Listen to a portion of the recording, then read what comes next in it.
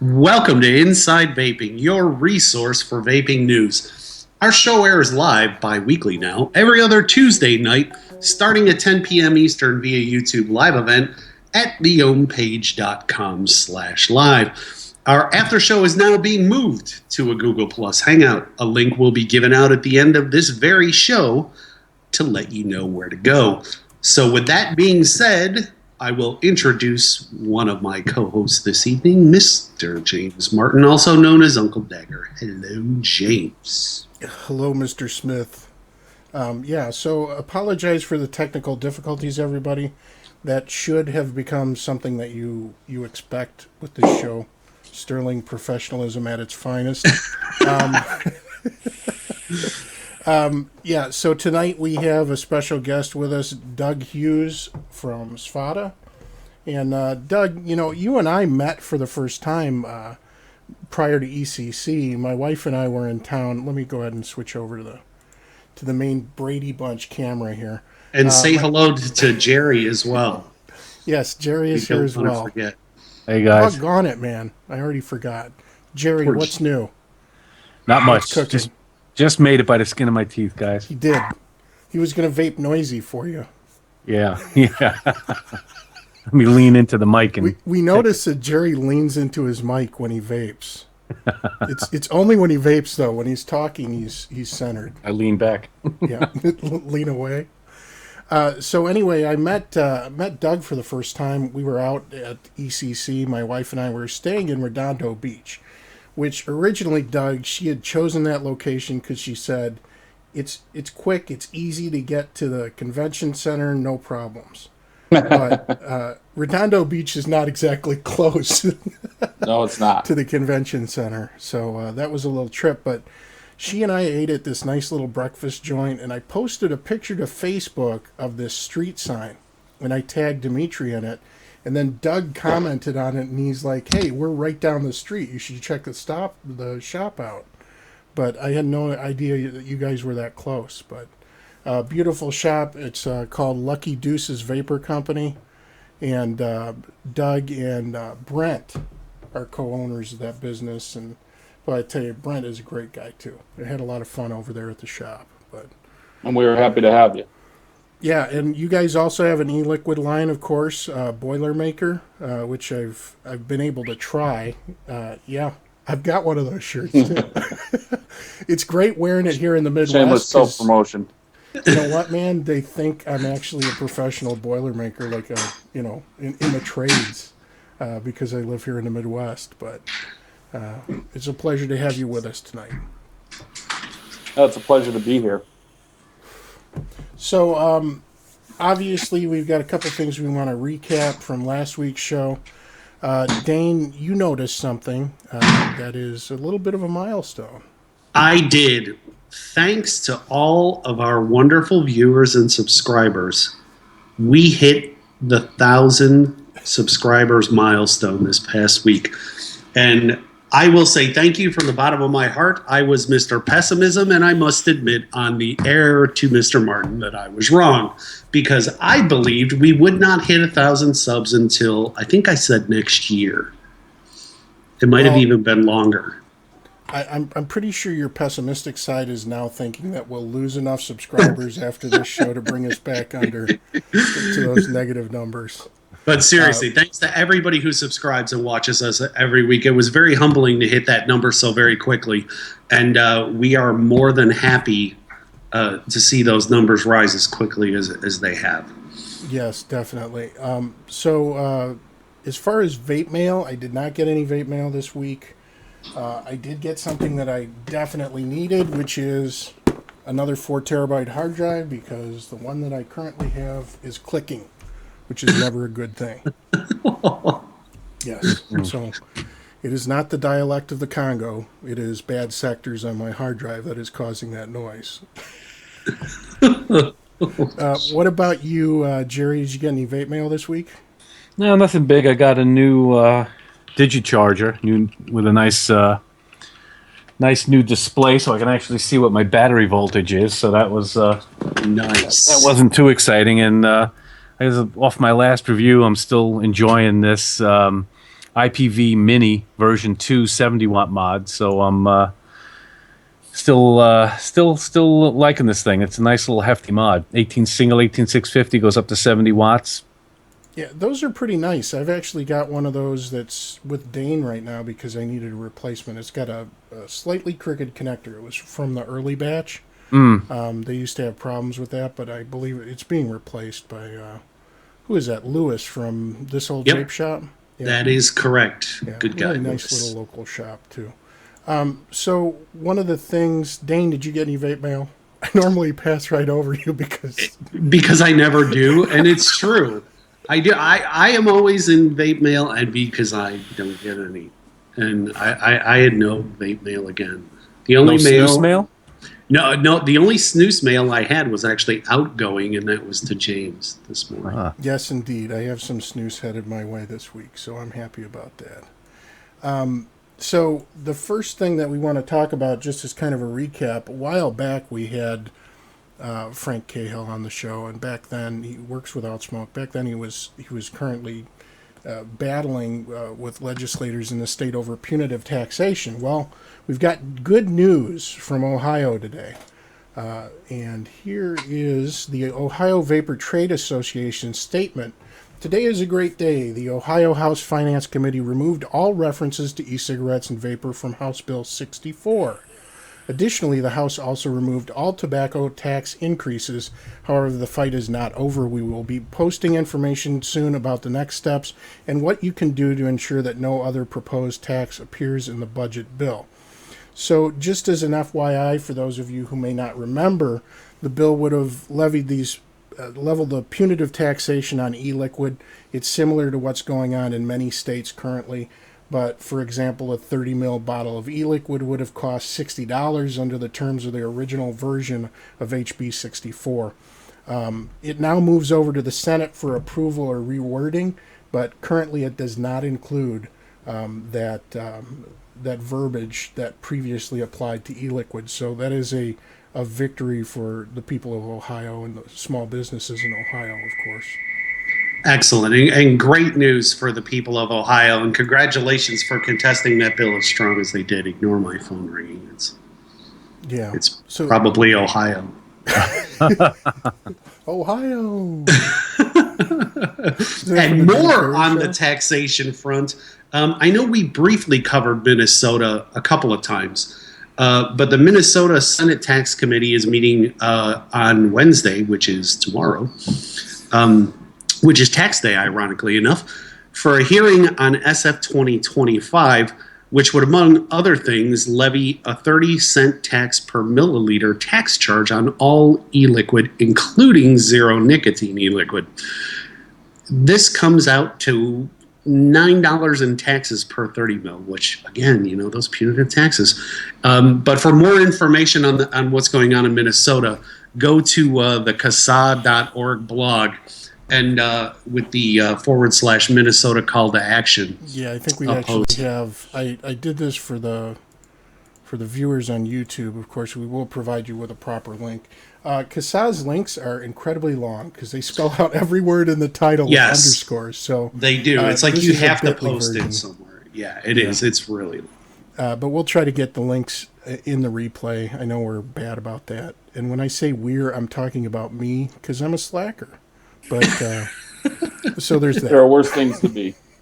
It's true. So another thing that came out this week, of course, notblowingsmoke.org took out a full-page rebuttal ad, and of course, Doug, you're familiar with this campaign. The full-page ad was placed in the magazine Sacramento News and Review, which has a readership of over 350,000. So we'll go ahead and pull that up here. So this is very encouraging to see, particularly because it's not just an ad for a product. It's a statement that can make a difference in readers' minds. Because trust me, not everybody trusts government to make decisions for them or believes in what the mainstream media is touting at the moment. So I'm really pleased to see the crossover advertising in publications that are not vape trade rags. And a sure way to tell that they're industry magazines, and again, this is kind of tongue-in-cheek, but it's also true. If you look at the cover, there's usually an Asian bikini model lounging on a chaise lounge with wisps of vape around her. So, well, this is not that. In all seriousness, bravo, it's a full-page ad that actually says something beyond buy this product. The opposition has their various PACs or political action campaigns, and they're not shy about getting the message out there. So it's time for us to do the same. And that's what I see happening all over the place. Absolutely.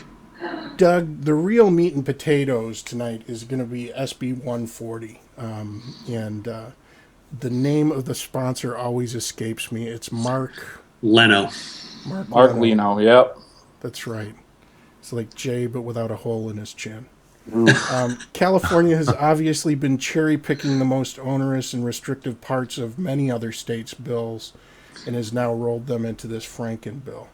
So tell us a little bit about what's going on with SB 140 right now. I know you guys are going to have is there a hearing tomorrow? Is that what they're holding? Well, for SB 140, the initial hearing, because in California in the legislature, it's typically a 2-year cycle, and it has to go through many different parts or through a whole slew of committees before it actually gets to the floor to be voted on. So the first portion of this process was to put it through the Senate Health Committee, which going in, I don't think anybody really had any illusions of what was going to happen here. California, as well as being the mecca of vaping, as we like to consider ourselves out here, we're also the mecca of tobacco control. And, right. Those two do not make for good bed partners. And the Leno bill was introduced to the Senate Health Committee last Wednesday. And we actually had a very good showing from the vapor businesses and the consumers in California. We had about, I would say, over 200 people there. Stefan Didak, who you guys are all very familiar with, was a speaker for the opposition. Reynolds brought in one of their think tanks as a speaker, and the opposition had, Stanton Glantz, someone from the California Department of Public Health, and one of Stanton's researchers from Cal State San Fran. And, it's tough. Yeah. We had the most encouraging thing was the fact that the community really came together on this one. You were talking about the Not Blowing Smoke campaign.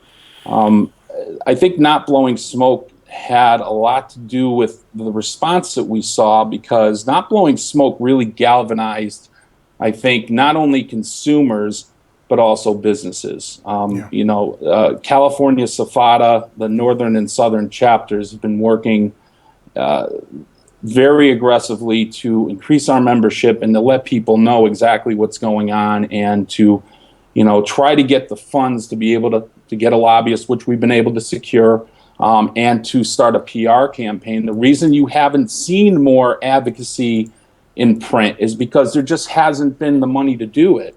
And, one thing that Stefan was very successful with doing up in the north was rallying the businesses to come up with some money to do this campaign in the News and Review. And we think it's going to be very successful. So it galvanized everybody. It also galvanized our opposition.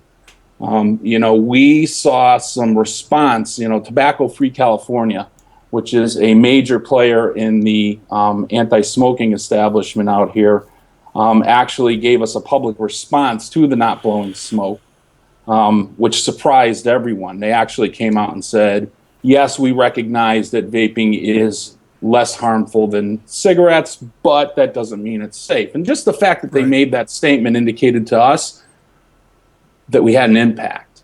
And, Stanton Glantz had a response calling us, big vapor, which got some play on Twitter and is still getting some play on Twitter. Now everybody switched their, their profile pictures to the V.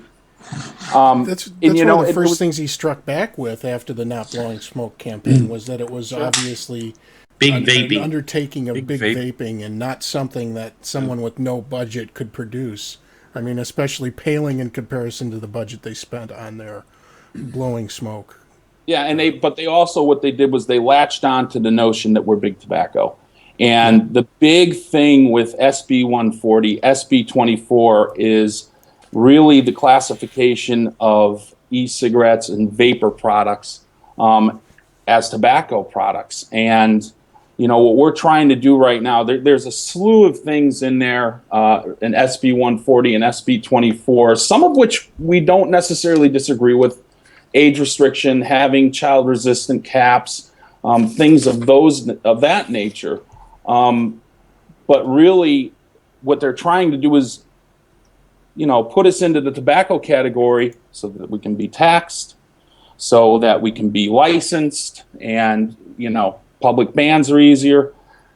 They're basically trying to slip us in under tobacco because, one, it's going to cost a lot of money for them to create a separate category for us. Now they have to rewrite all these laws specific to this new classification, which opens them up to debate and opens them up to possibly losing on the floor of the Senate. And this is the easy path. Ultimately, what they want to do is they want to tax, especially in California. And there's been some coverage online more recently, about the master settlement and the impact that the... I've actually got that video. I'd like to play it now, too. Yeah. Truth About Vaping, Episode 1, Why They Hate Us. We're going to go ahead and play this now.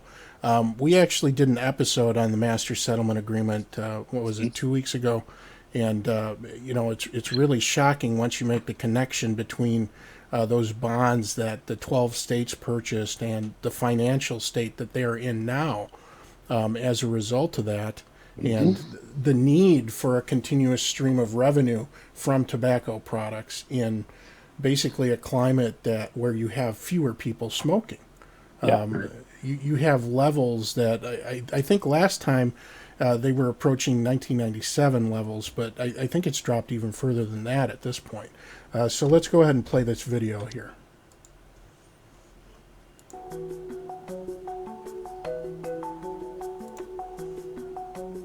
Most of you have probably seen or heard about the StillBlowingSmoke.org campaign that's been launched in California, and you may be asking yourself, why is the California Department of Public Health so against vaping when year after year more smokers are turning to e-cigs as a less harmful alternative to tobacco cigarettes? Isn't their number one priority preserving public health? Isn't that their job? Problem number one.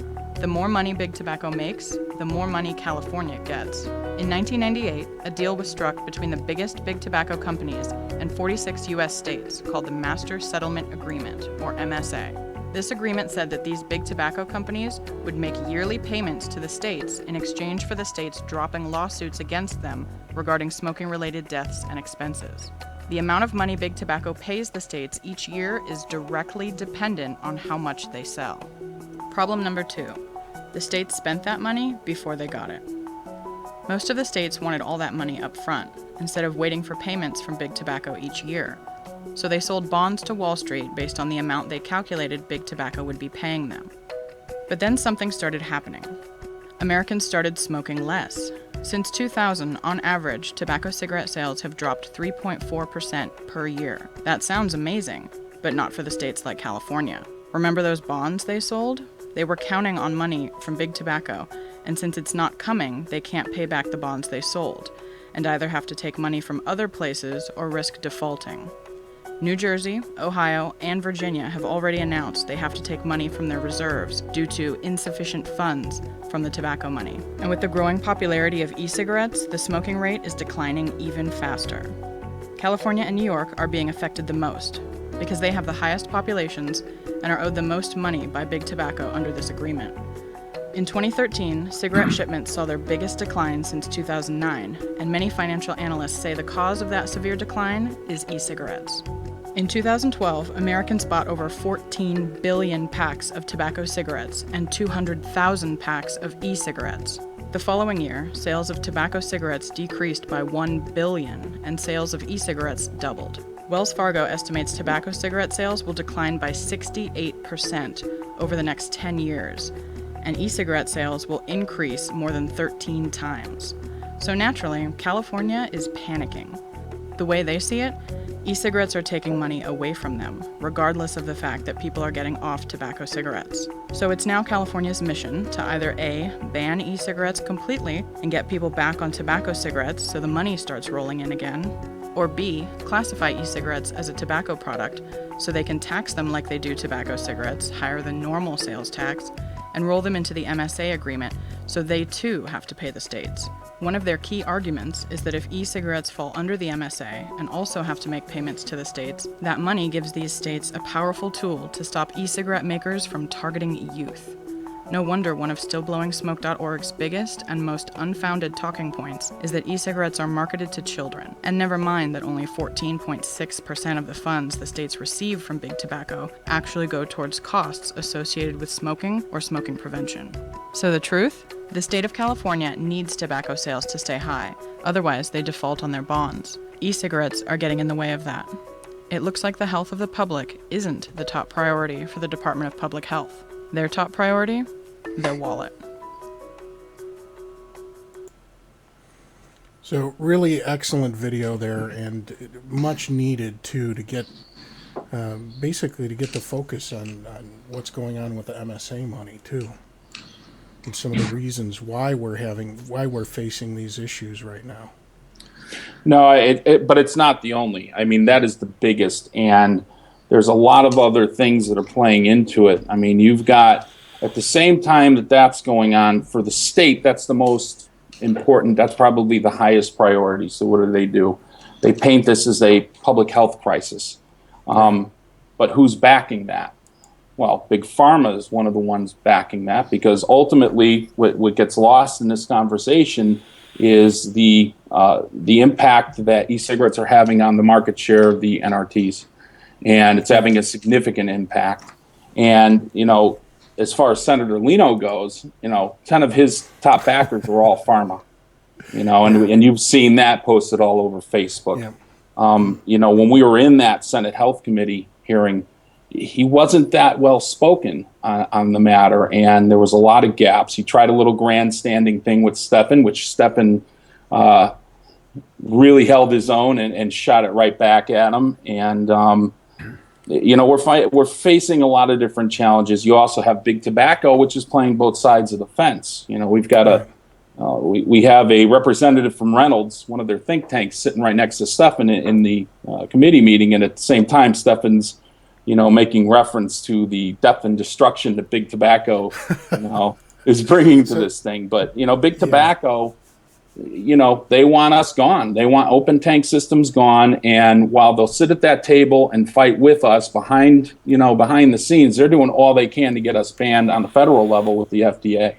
See, that's what I was curious about. With SB 140, is there anything, because I have not read the entire bill, is there anything in there that deals with an exemption for closed systems?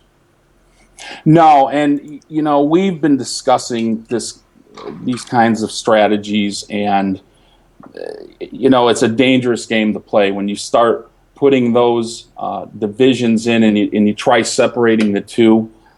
It's been discussed, but there's a lot of things that have been discussed as far as a broader strategy. Nobody's tried it yet, but it definitely has its cons as well as its pros.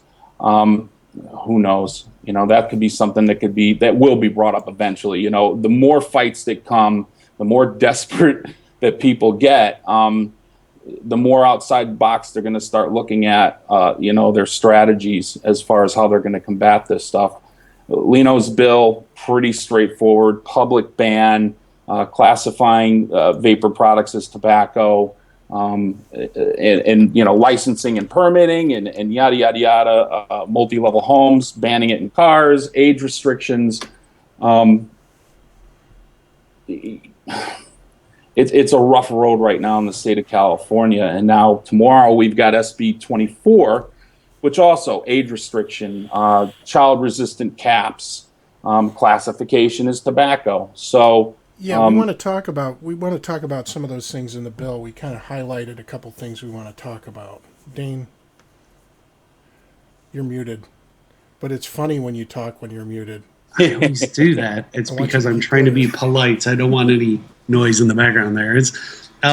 We've already seen, and this is pretty much nationwide with everyone, no vaping in workplaces, but this one actually includes vape shops in that workplace as well.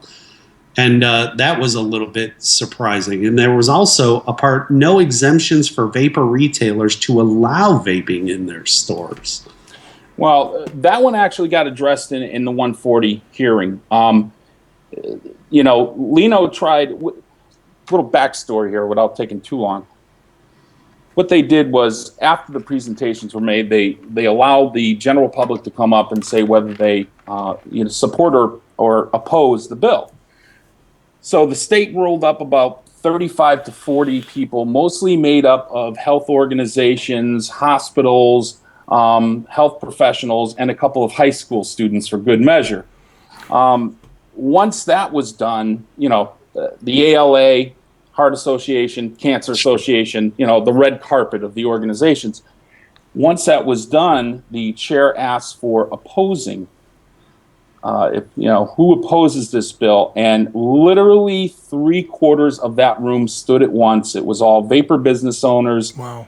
Vapor consumers, and it was a very powerful moment, not only to us who have been fighting this thing for so long, but it really sent a statement to the panel and to the committee and to Senator Lino. And he was, he got put back on his heels and he got defensive after the 100+ people came up and, shared their opposition. We had registered nurses, business owners, and Sure. The business owners are mostly people that have been smoking 20, 30 years and have now been off of cigarettes. And every single person that went up there was, this is how vaping has positively impacted my life, as long as their statement of opposition. And it put Lino on his heels a little bit. And he tried spinning it and saying, we're not trying to eliminate vaping.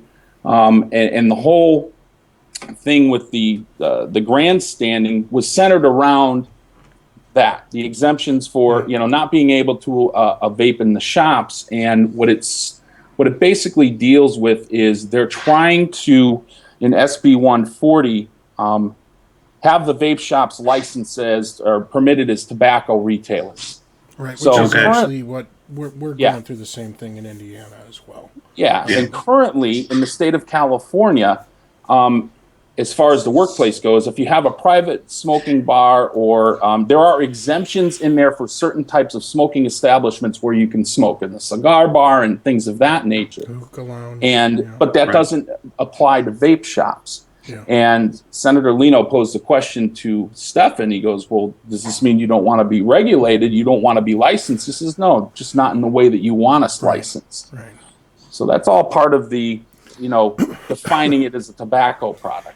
Yeah, I had to chuckle too because I read a section that said requirement of childproof packaging, and then there's a note in here. I think this was from you, which does not exist, and shows the bill's author is unaware of the distinction between child-resistant and childproof. And it's interesting that we see this because a couple weeks ago we talked about a story from Good Morning America where they gave kids empty pill bottles, the child-resistant. Mm-hmm.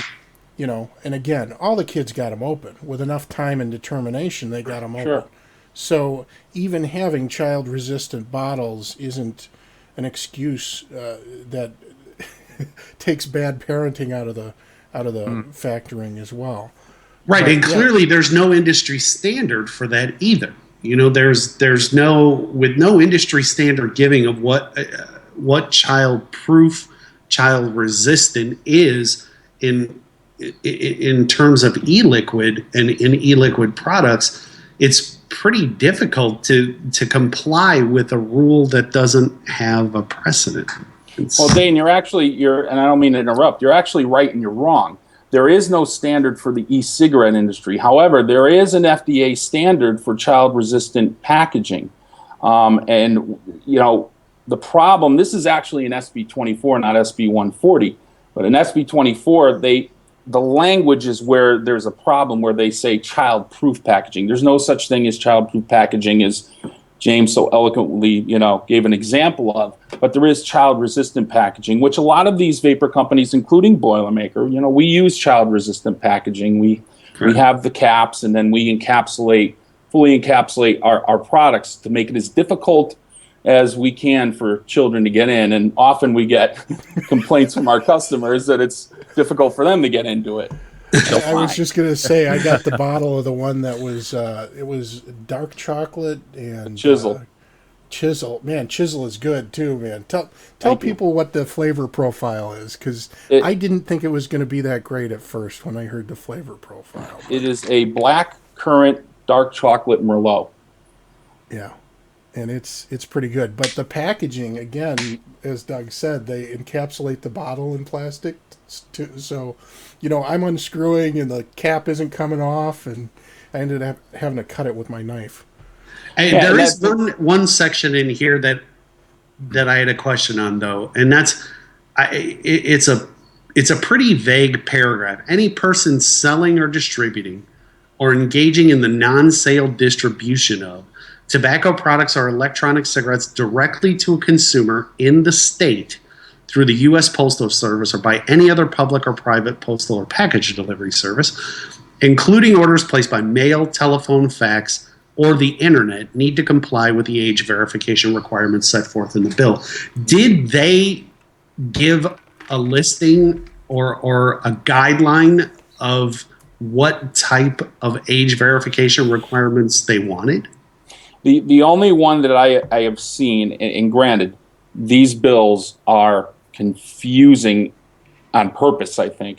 Mm-hmm. The only one that we've really focused on at this point, and this is going to be discussed tomorrow, obviously, through our lobbyists and through Stefan, is for the internet. That's the one that's gotten the most headlines. Everybody has age verification methods, or just about every website, and if they didn't before, I'm starting to see it now on just about every website that I go on to. Having a age verification software on your website, and I don't think that's unreasonable. But then again, it's also not bulletproof. Absolutely correct. Yeah, that's a tough one, and to me, that's always in my mind been a tough one to try to enforce.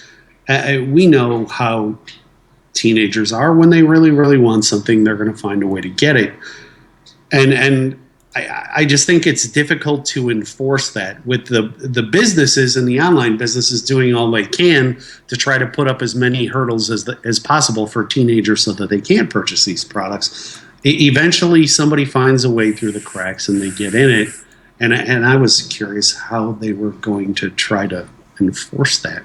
I don't think they really have a plan for that, to be quite honest. No, I don't either. And, everybody's seen this very public battle play out all over the social media as of late, too. And I got to tell you, Doug, we as an industry, we certainly applaud your efforts in this fight.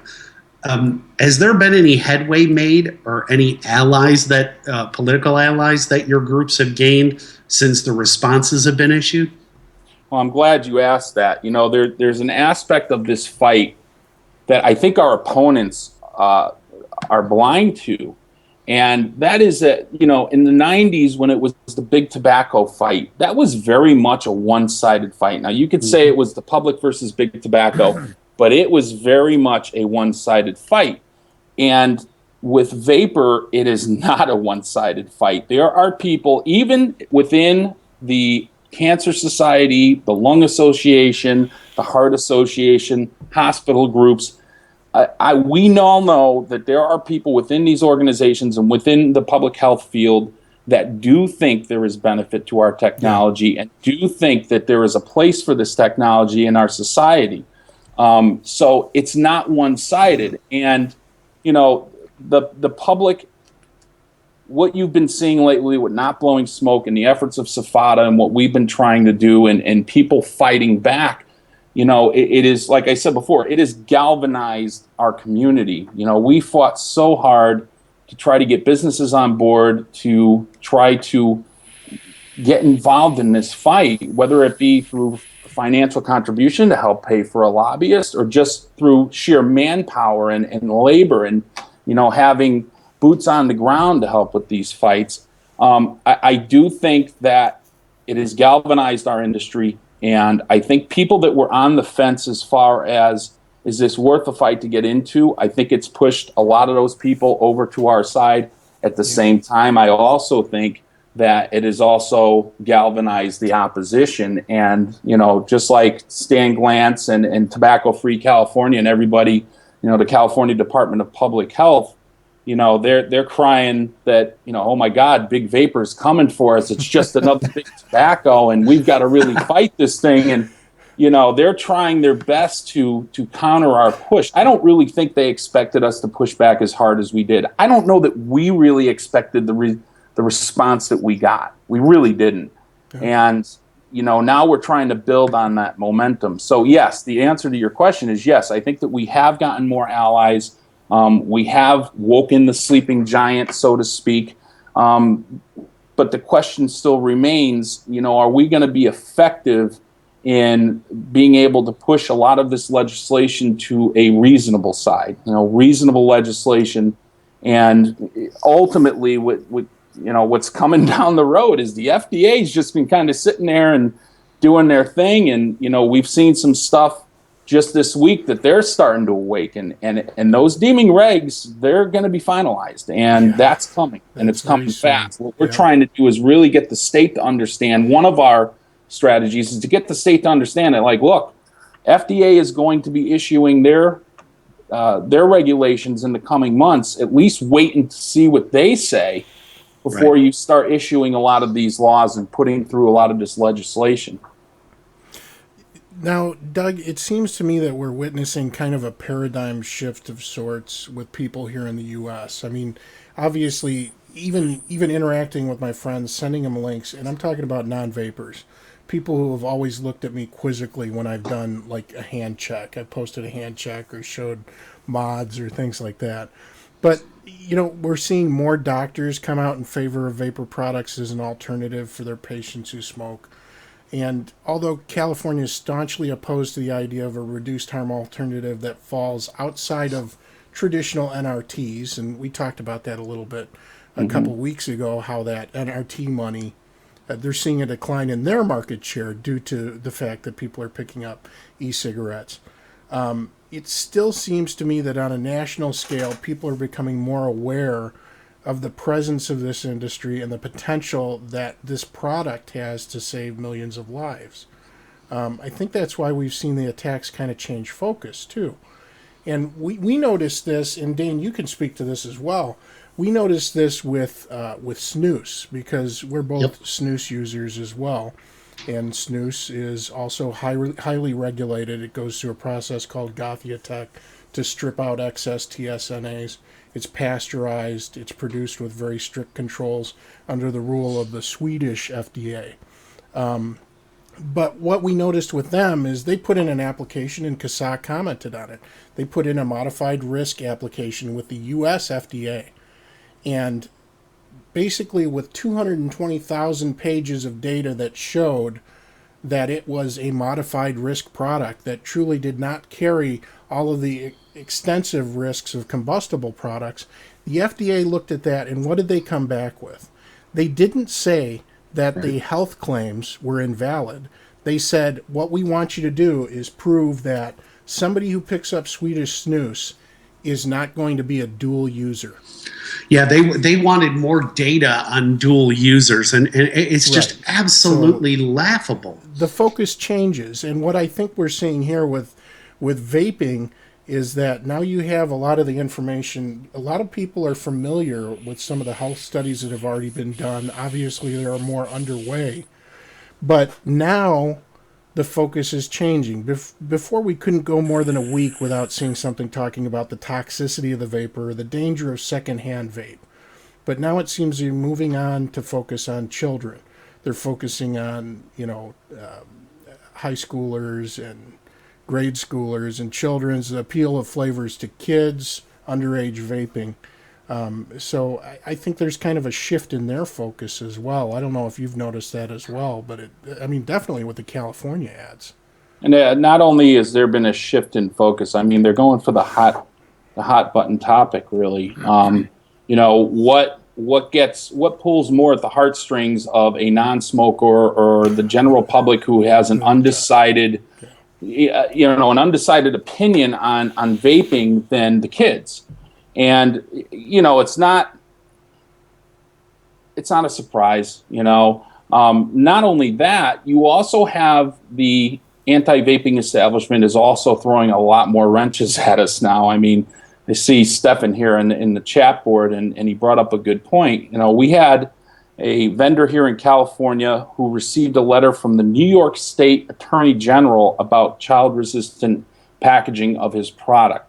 We had a vendor here in California that just this week, and as Stefan said in the thread, the Attorney General of California is now sending out subpoenas to online retailers and to liquid companies about their flavors and about their child-resistant packaging. You've got the Center for Environmental Health, who is going after liquid manufacturers for Prop 65, all at the same time that the legislation's coming down. I mean, these guys are really putting their foot on the pedal right now and trying to throw as many things at us as they can, because we're not big tobacco, and our resources are limited, and there's only so much we can do, and they're pulling out all the stops. And our message is still being basically buried by the negative press that's being put out there by people with a lot more money and a lot more resources than we have right now. The only one that's screaming bloody murder in the mainstream media is Fox. What's his name? Greg. Yeah, Greg Gutfeld. Gutfeld, and he's the only one. I mean, so we need to find avenues in the coming months, yesterday really, to get our message out there that this is absolutely an effective tool to get people to switch from smoking over to vaping, that it is having a positive impact on the lives of smokers, people that have been smoking for 20, 30 years. I try to tell people all the time from my experience as a shop owner about the countless number of customers that have come through our doors that have been 20, 30, 40-year smokers that have never been able to quit smoking until they started vaping. Am I making a health claim? No, I'm sharing the experiences of my customers that whose quality of life has been markedly improved by using this technology. One of the things that they touched on, they kept saying in the Senate Health Committee, a lot of these lawmakers were saying how the vaping industry is now going back to using this or calling it a cessation device, which we are not. And this was one of the many inaccuracies that was played over and over again. And if you watch the video, you'll see it time and time again. They said, well, you guys wanted to be tobacco back when in the SoTerra case, you guys wanted to be called tobacco, and now that it's convenient, you're going back to smoving cessation. And we're very careful not to say that. I've heard that suggested by many people, that why aren't you trying to be regulated as a NRT? And it requires such extensive study and tight controls. And what are you talking about? Like 5 to 7 years of before a product is approved. Before approval. Yeah. And you can't have the variety. That's not. Yeah, it's not a smoking cessation device. It really isn't. It could definitely help you to stop smoking and switch to vaping. But yeah, I tell people it's an effective tool. Yeah, it's definitely an effective tool, and that's irrefutable. So we're going to play the next story here, and we're going to come back to the California thing. But we're running short on time, and we have topics. All right, let me go ahead and play this now. I'm sure some of you have already seen it, but GMA investigates, and this morning a surprising safety alert about e-cigarettes. They've become a very popular alternative for smokers, but sometimes they can explode like firecrackers. ABC's Ryan Smith is here with the story. Good morning to you, Ryan. Good morning to you, Lara. Millions are using e-cigarettes, and those numbers are growing. But vapors, as e-cig users are called, and those around them need to beware, because some of these devices are leaving customers with some serious injuries.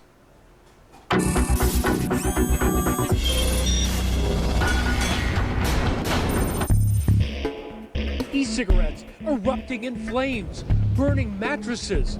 This one even skyrocketing into the ceiling. Oh, I'm about freaking out. I just had a electronic cigarette blow up in my hand. My hands burned pretty bad. Sales of this tobacco replacement more than doubled from 2012 to 2013 and are continuing to grow. Nearly 5 million Americans now using e-cigs. The popularity of e-cigarettes is exploding. Sometimes literally. I just heard a pop. Mike Von Kamcham from Texas says he was holding his e-cig at work when this happened.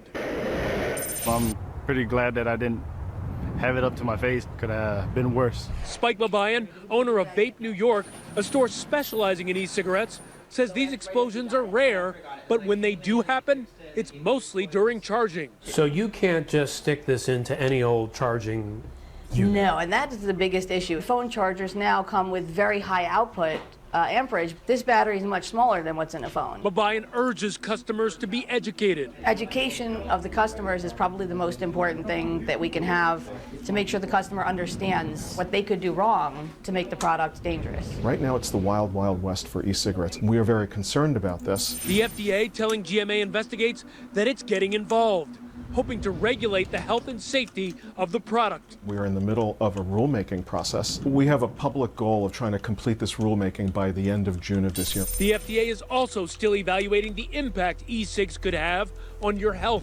As for the explosions, the Smoke-Free Alternatives Trade Association tells us while these incidents are taken very seriously, millions of former smokers continue to use these products as intended. Proper care and safety dictate that people use the correct type of charger and follow manufacturer guidelines. In the meantime, Babayan has a simple solution for staying safe. Do you have a product to guard against this? What's that? Show it to me. There are protection products. They have these, they call them blast bags. To contain a potential explosion. It kind of works the way insurance is. You don't need it until you need it, and then it's too late. So this is a typical e-cigarette, and experts say that you have to be sure to use the charger that comes with the e-cigarette and not your cell phone charger. Also, you got to treat it like any other electronic device, not a cigarette. Keep it away from water and extreme temperatures. And here's another key. For beginners, they're not just plug and play. You actually should go to the store and talk to an employee that works with e-cigarettes and tell you how to use them. It's not as simple as it seems. Will you sign my sometimes. papers for me in the meantime? Sure, I got you. It looks like a pen. Right? Yeah. I think he's holding it wrong. Yeah. Yeah.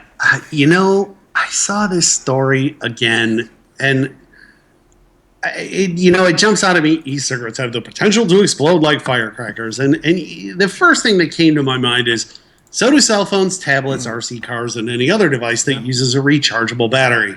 You know, I think battery safety is an issue that I personally feel this industry's done a pretty good job with most of the time. Of course, there are exceptions, obviously.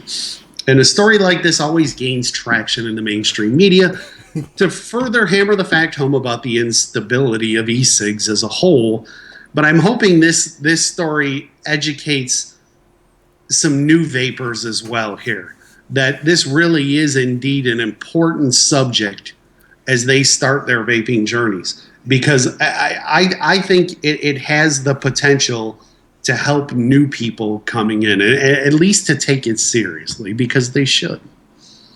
Yeah, but what differentiates these batteries from your beard trimmer or anything else you buy, your cell phone? Do you go into a AT&T wireless and they give you Electron battery safety? But most likely you'll get that from a vape shop. It's true. It's true.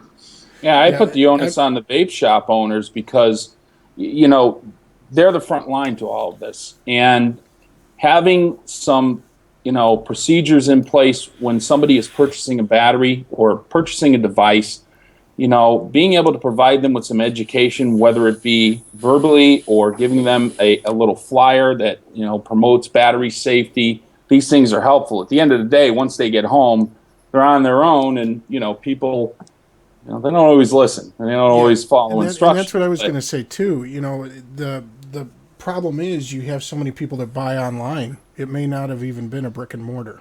It's very, very true. People bought their stuff.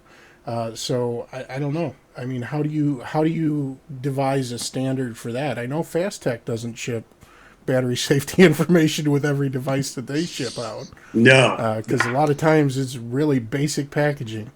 But there you go. There's another reason that if you've got somebody who is new to vaping, recommend that they go to a brick and mortar. If you're not going to have the time to sit down with them and explain safety and explain proper use of a device, have them go to a brick and mortar. Find one that you like and then direct them there.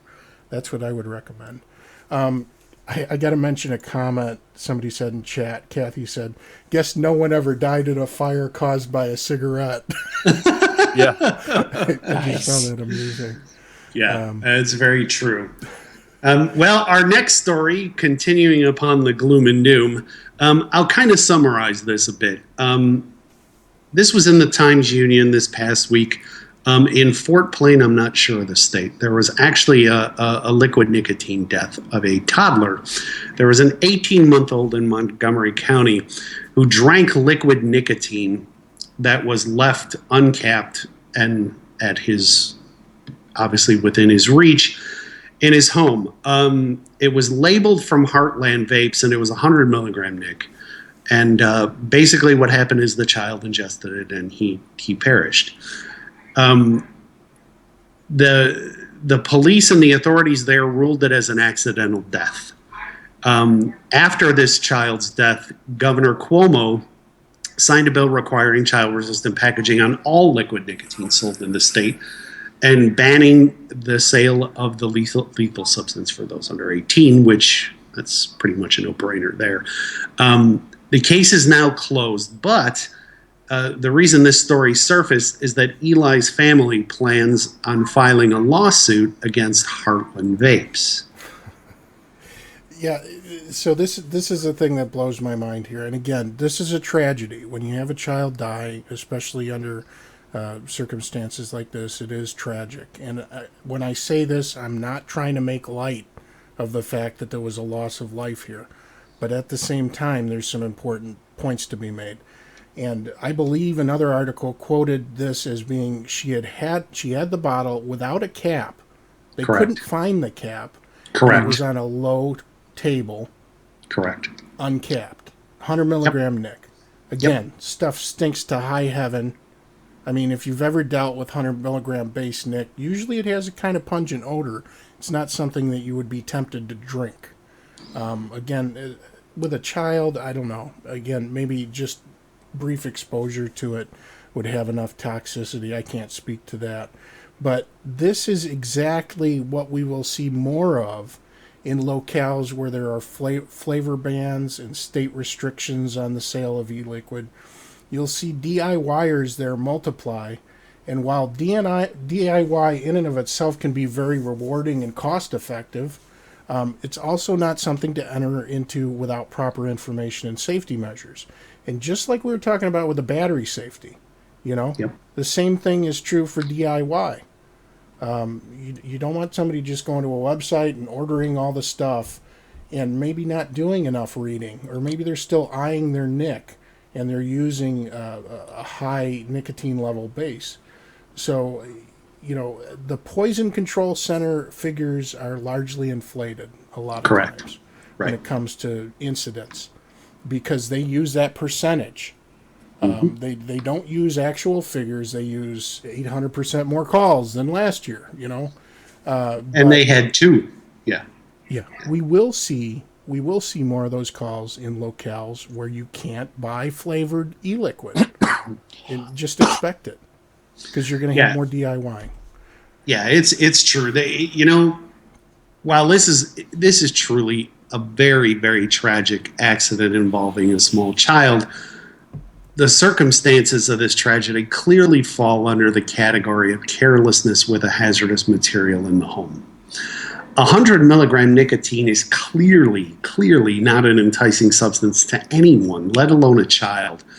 And unfortunately, a lawsuit here is a little misguided, in my opinion, as the parents in this case would be just as liable as well for careless handling and misplacing of the product by leaving the bottle in clear reach with no cap on it.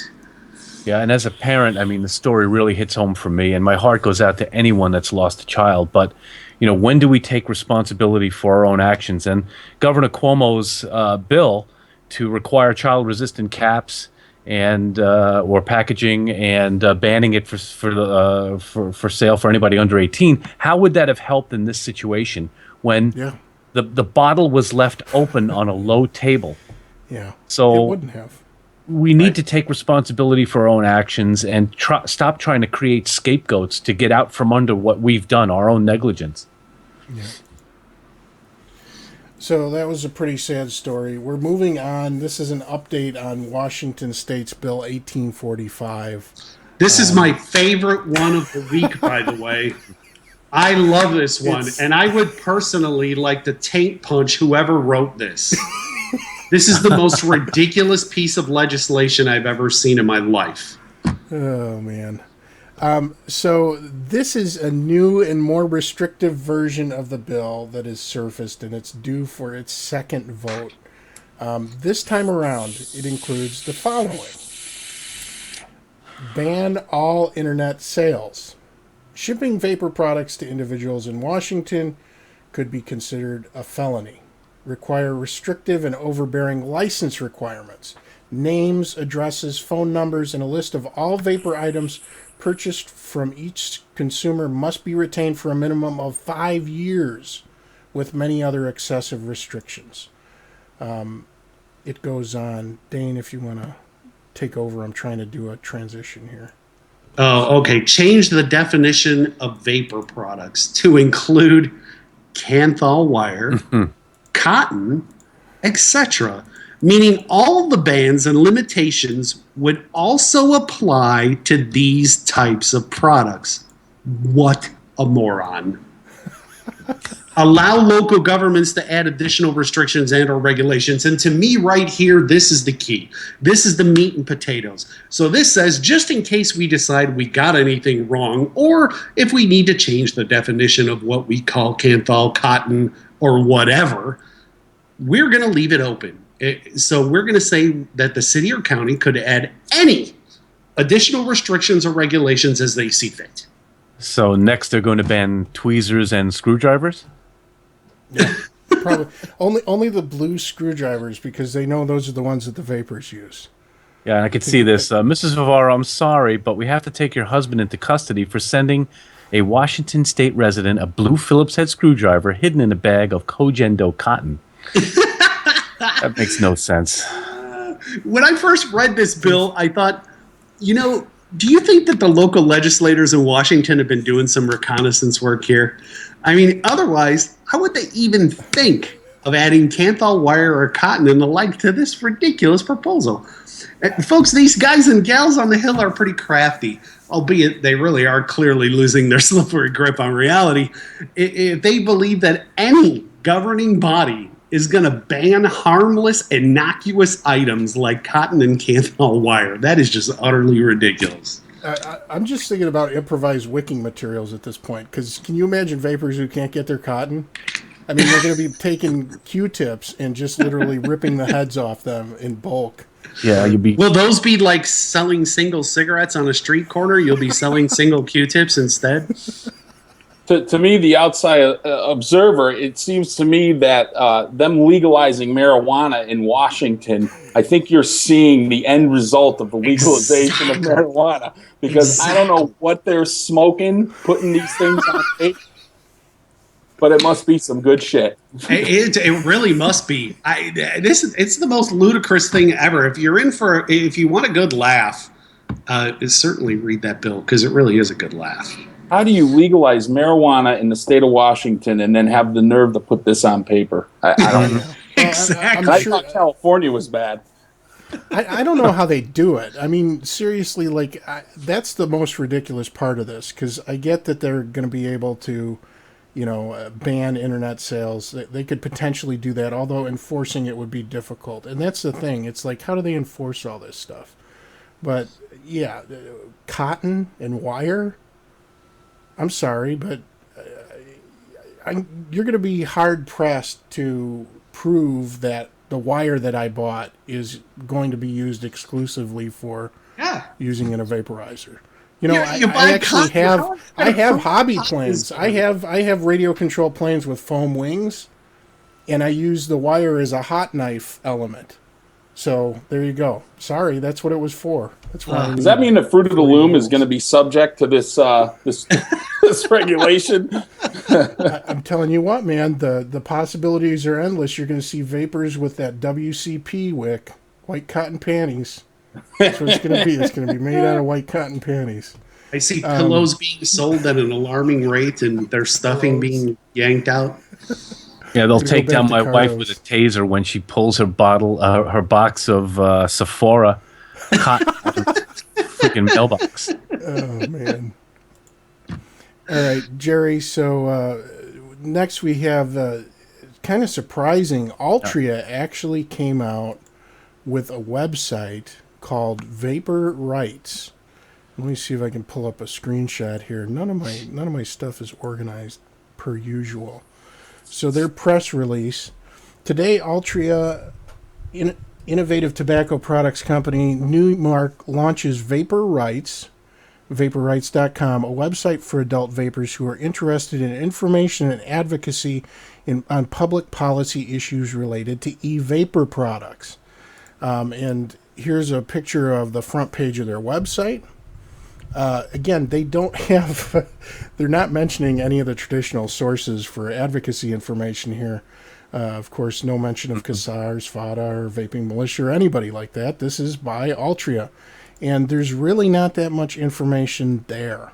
They have a little statement about what they believe and more information about some of the potential issues that face vapors.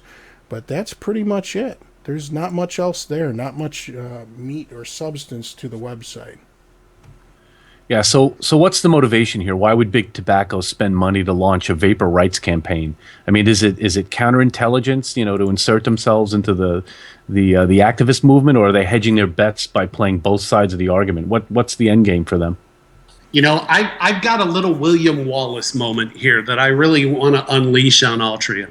Altria, I hope you're watching this, because I'm pretty sure you've been watching a lot of things that have been going on in the vaping industry. And here's what I want you to do.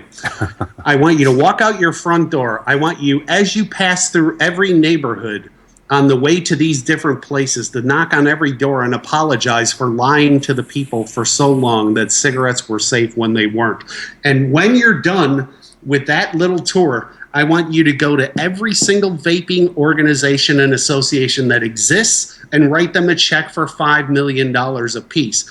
After you do that, I want you to pick up the phone, I want you to call me, and then, only then, will I give you any credibility about anything related to vapors' rights. Until then, shut your mouths and go try to peddle your closed system someplace else, because I've had enough.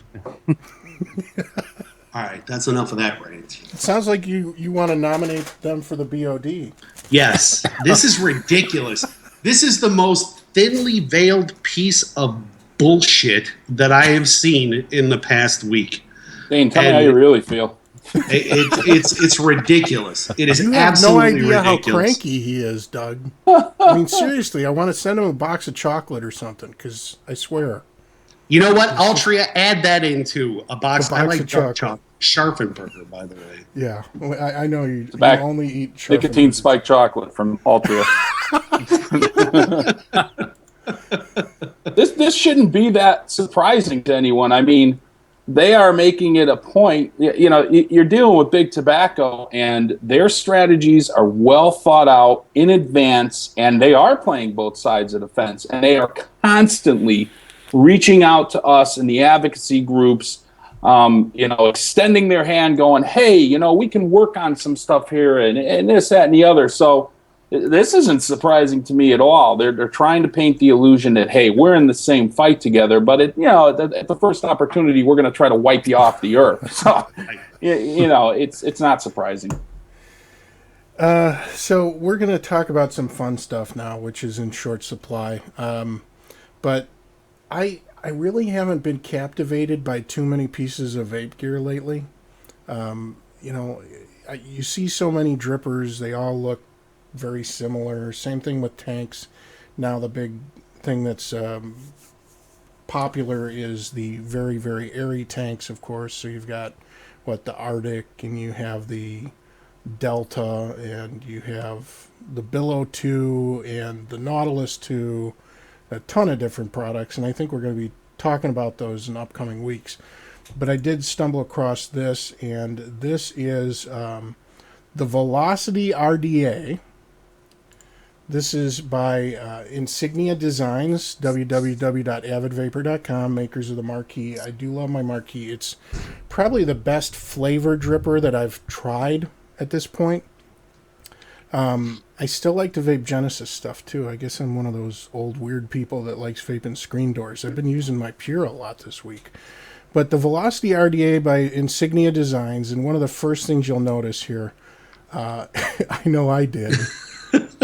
I did too. This is the actual name of the Addy, but I think they should have called it this, which is not coming up. There it is. The Emoji RDA. I'll tell you why. Can you see the little face? It's an emoji. There's a little face there. Let me pull up a different picture of it. It's a Lego Iron Man emoji. There you go. or the Iron Giant, one of the two. There you go. Okay, now look. Here's the face. Look at that. It's the Emoji RDA. Is that marketing to children right there? It's absolutely correct. I'll be damned. See, we did it again. We did.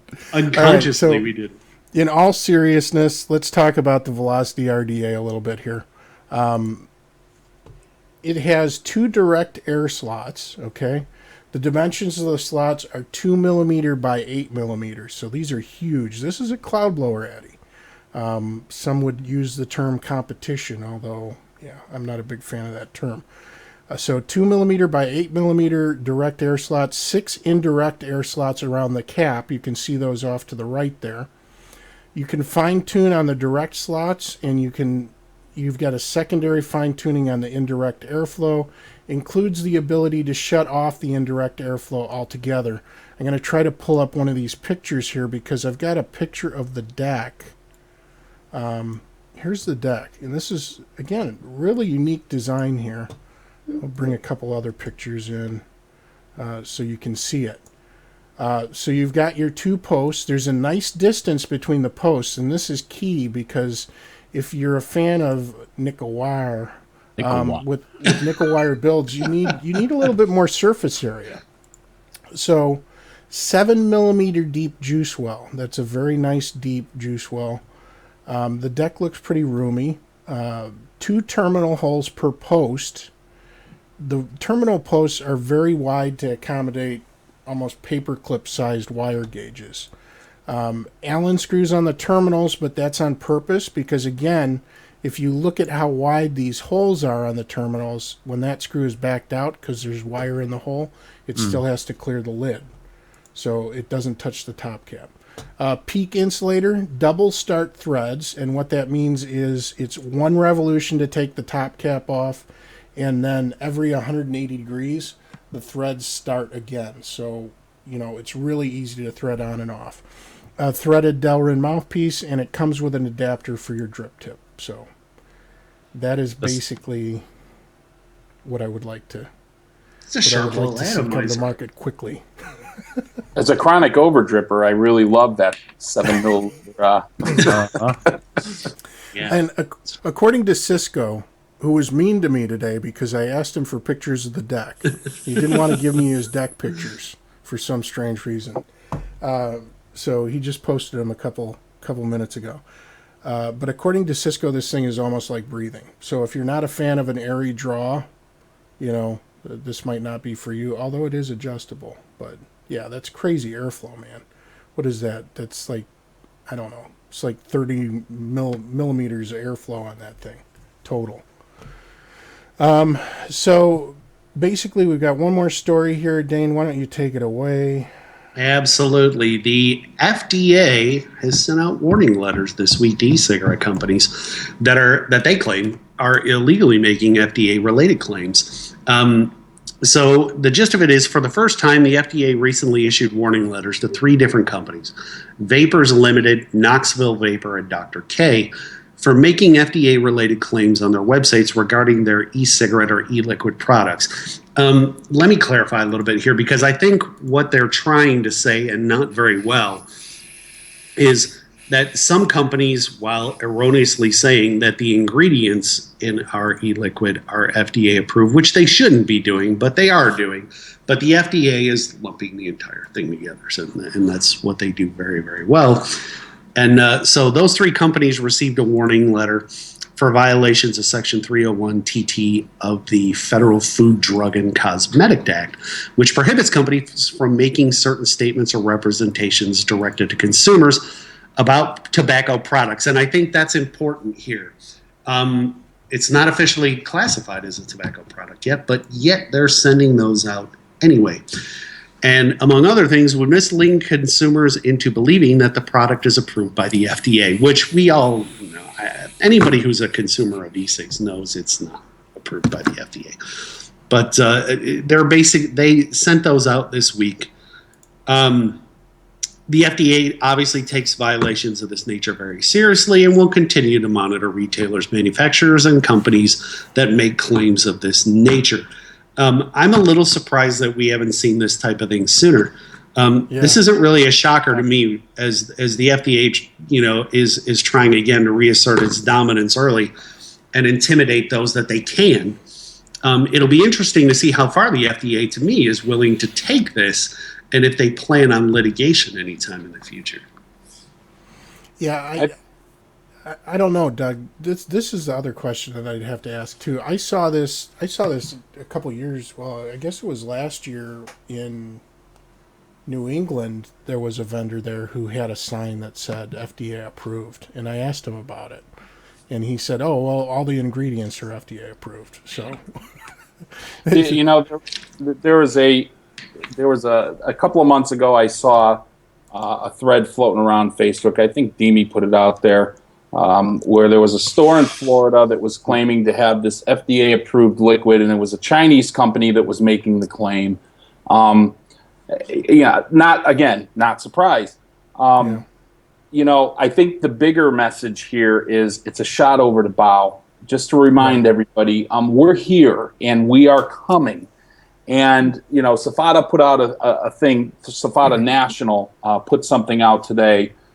They released a statement. Basically, it was titled, and you'll forgive me, it was so many hours ago, but basically titled, we're turning a corner now in this fight. And now the FDA, you talk about waking the sleeping giant. I think this was the first in a line of many salvos that FDA is going to be launching. I think this is just the start. If you have anything on your website that references the FDA, you can expect to get some kind of notification from them. Frankly, as a liquid, the owner of a liquid company, if you are out there making claims that your product's made in an FDA certified lab or that you're using FDA certified ingredients, I think you need to be more responsible, especially right now, because it's just ammunition for our opposition. Yeah, and to that, I believe you're also going to start seeing C&Ds sent out with increasing frequency, because there's not a day that goes by, Doug, that I don't see somebody with a Fruity Pebbles or something that looks like Barney Rubble on the front of their bottle. Yeah. And I think sooner or later that's going to catch up with these companies, and I don't know whether they're just trying to make what money they can off of it. But this is the thing that has always bothered me, is there are so many good people in these businesses that are trying to do things the right way. And, in an idyllic world, we could self-regulate, but the reality is not everyone is going to have the same level of respect for other members of the industry and to observe the proper safety guidelines, etc. I don't think I'm iterating this properly, but the basic takeaway here is that it only takes a couple bad apples to spoil the lot in the eyes of people who don't want you to be there in the first place. That is an understatement. I mean, you've got a market that is, to say it's oversaturated is an understatement with new liquid companies because of the lack of regulation. And, you know, you've got so many companies out there, you can't police it. There's no way to police it. And, you know, what do you do to gain entrance into this industry and into the market and to make a splash? You got to do gimmicky things. You have to do things that are controversial outside the box. And you do, quite frankly, on a lot of occasions, as we've seen over the last couple of years, stupid things. Right. And you know, it is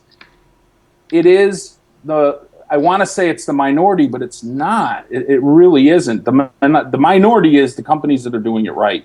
And you're right. A few bad apples, it hurts our industry as a whole, and it's a constant. We really saw it here in Indiana, Doug, because, of course, you're familiar with what's going on in my state with the legislation that they just passed. Holy cow. You know, it's crazy. But again, we saw evidence that there were vendors all over the place that had minimal labeling with very little information on nic, that were mixing in the back room of a shop, just kind of eyeing it. And of course, they had proof there on site as well. I don't know, you know, there was no chain of custody for the video they produced of somebody mixing at a flea market, but you know, there's still enough evidence out there to where when somebody gets up and says we self-regulate as an industry, you got to call bullshit on it. Just because I don't think we're not at that place. And when I say we, I'm not talking about you guys. I'm not talking about the ones that are trying to do it right. But I'm talking about the people who are just seeing this as a money-making opportunity. I don't think we police ourselves. I don't think we police ourselves as well as we sometimes think we do. What I think we do very well is witch hunt. I think we witch hunt very well. It's true. I would agree on. It's very true. More witch hunting than anything. And I've been involved in some of those self-policing moments, but ultimately it's more of a witch hunt. Yeah. And look at Utah. Look at Utah. You know, you had Utah where they went and they sampled everybody's liquids and tested them for nicotine, and most, 90% of the liquids they tested, their nicotine was way out of whack. So, frustrating. Well, there's going to be a lot of change in the next couple months. Yeah. Hopefully everything pans out in our favor. And I'll tell you what, honestly, I'm very encouraged for the first time in months. And Dane can attest to this. Sometimes it's very difficult when you're reading all of these stories about battles that are waging in states across the country where people are just basically fighting for the ability to choose an alternative to combustible products, or to an alternative to things like Chantix or these horrible NRT products that are on the market that are either ineffective or dangerous at the end of the day. And it can be disheartening, but I think we're kind of seeing a change here. We've got some positive momentum going.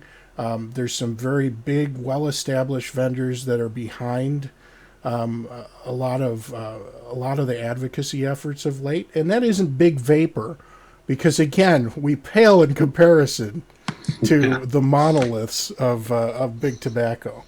But I'm just going to close with this piece, because again, I found this really encouraging as well. So I'm going to play this video for you guys, if it'll load.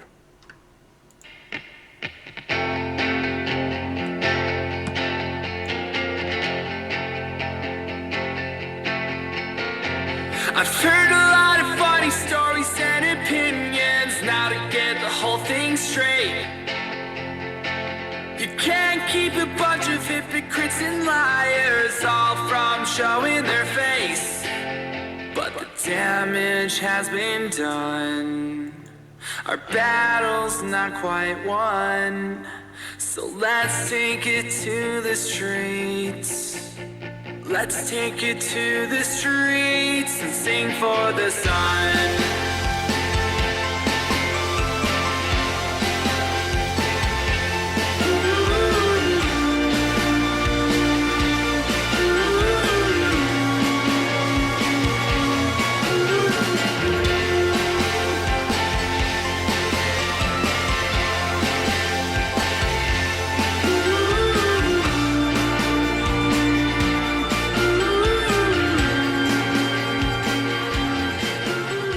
So this is an upcoming documentary about vaping, and I'm pretty excited to see this because obviously there was supposed to be a little movie called We Are Vapors, which never surfaced. So hopefully this will come out.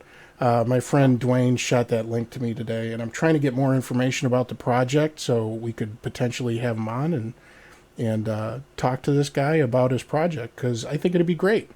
Yeah, me too. I think it'd bring some positive attention on how this can impact people's lives. Absolutely. That is pretty much it for the show.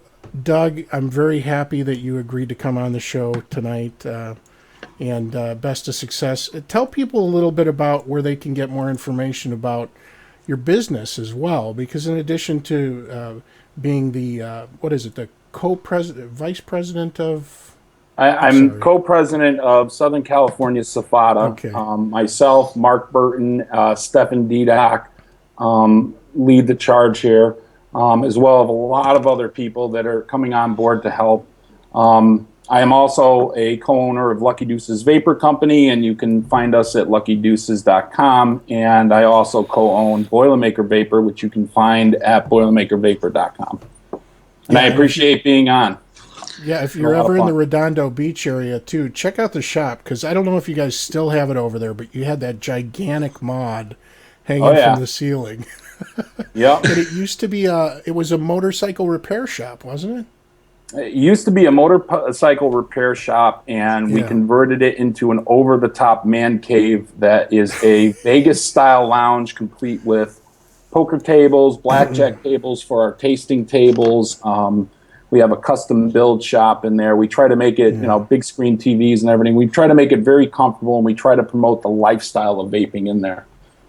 Yeah, it's a really nice shop. So if you're in a Redondo Beach area, go in and say hey. And go say hey. And Doug, thanks for all you're doing out there. We appreciate you all fighting the good fight. And certainly keep up the good work. We are very, very heartened to see everything that's happening there and the success you guys are having. Oh, look, I'm happy to be here anytime, and I thank you guys for what you're doing, because this is a very critical component of what we're trying to do. You guys get the word out there to everybody. We need more quality shows like this on, because, as you know, I just said this the other day in a post, advocacy is boring and uninteresting. And unfortunately, it's not shiny and sexy like a 20-something with a bright mod hanging off her half-naked body. So, but ultimately, in order for us to continue to enjoy this vaping lifestyle and to allow this technology to get into the hands of the people that need it, you need the advocacy effort, especially now. So thank you, guys. Yeah. And I just want to extend a thank you to the viewers, too, because, it's due in part to maybe you're already aware of this information, but maybe you're brought awareness to it through this show, and then you share that with other people. That's impactful, that by extension sharing to family and friends and relatives and talking about these issues. That is very impactful, so you can't even minimize that contribution. So thank you to our viewers as well.